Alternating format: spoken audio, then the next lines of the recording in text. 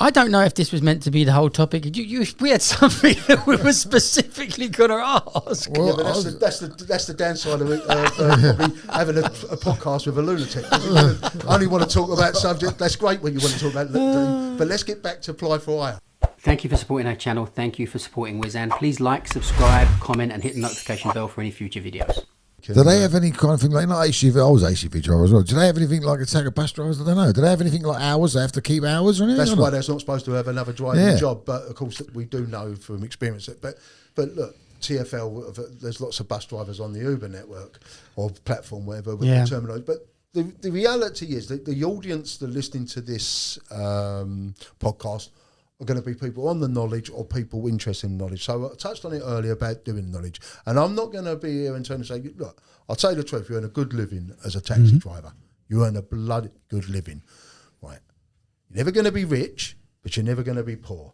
You're never going to have the fear of being unemployed.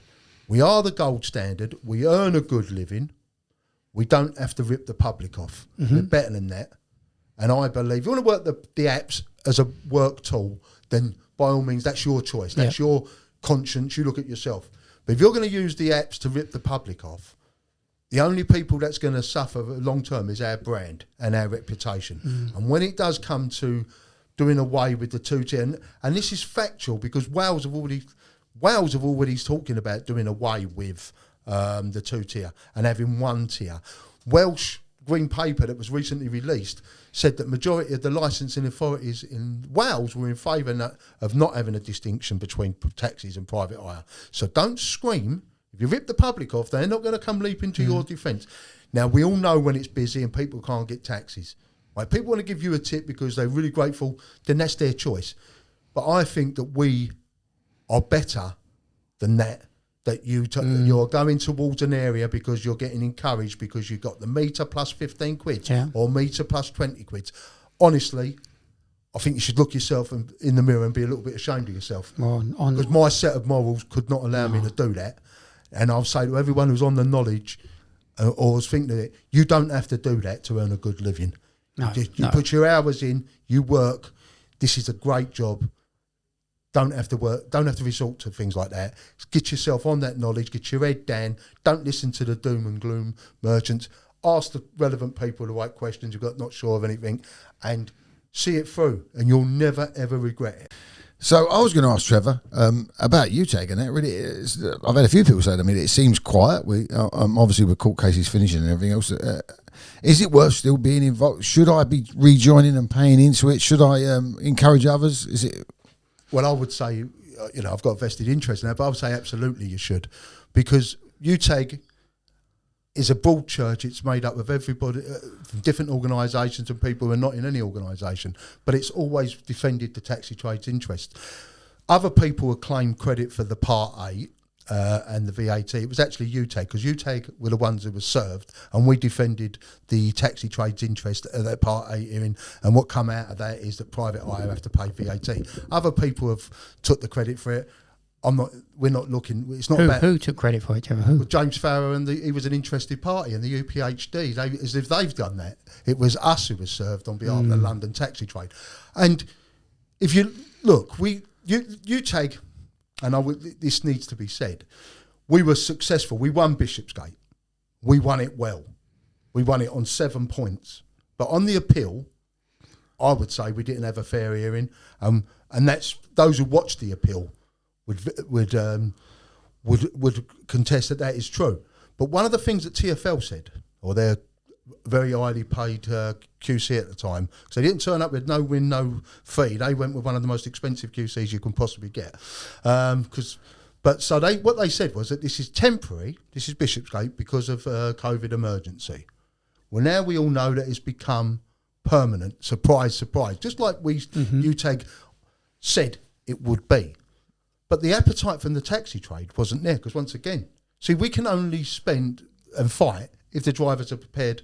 And I know £5 a month might be a lot for you, 250 quid a year or whatever it is, to put on UTAG. So there is issues pertaining to the taxi trade that's going to need defending, because the orgs are not going to do it. Who do you think? There's only, look, you've got situation in, like, this is why I would say those join UTAG. It's no good moaning when you're driving around London and you're seeing Wolverhampton plated like private eye working on the streets of London. It's no good complaining because no one else is going to do something about it. Only UTAG will turn and say these operators in London that are using these drivers, they must be making provision. They must be, because it must be, because in theory, if I'm licensed by Wolverhampton, I'm 130 odd miles away from London. So what am I doing in London on an app, displaying my availability 130 miles away from where I'm licensed if I'm not applying for hire? Because private eye have always said we got the right to roam, and I can't. And the judges and the courts have upheld that. They have got the right to roam, but it's some bloody stretch of the imagination there to roam 130 flipping miles away from where you're licensed. But who else apart from UTAG? And this is only going to get worse because make no mistake, because if the grey area is around these apps and there's no lights, what's to stop in future then? What is to stop these apps start getting acne carriages from outside of London on busy nights, on Saturday nights when Elton John's playing the O2? And then what we're going to do? So I would say to every taxi driver, if you care, I'm not saying, you know, and you still feel there's issues, UTAG will fight for you. That is unquestionable. You've only got to look. The only ones who will fight. But it will, like everything, it'll cost you some money. We're talking 250 quid. And I know people go for 250 quid. Because one of the things that was said to me recently on social media, for £250, but I can't put I have no input on what you want to fight. Really, mate, you want 50 to £100,000 worth of legal opinion. You want to pay 250 quid and you want to determine how we fight. The real, and what we fight on. The real world, the real issues facing the taxi trade have not gone away. And they're going to only get worse as our numbers are shrinking, more vehicles are coming off the road. Me and Dean maybe have a slightly different opinion about the vehicle, but you've only got one vehicle, it's the most expensive vehicle. Our problems are just mounting up.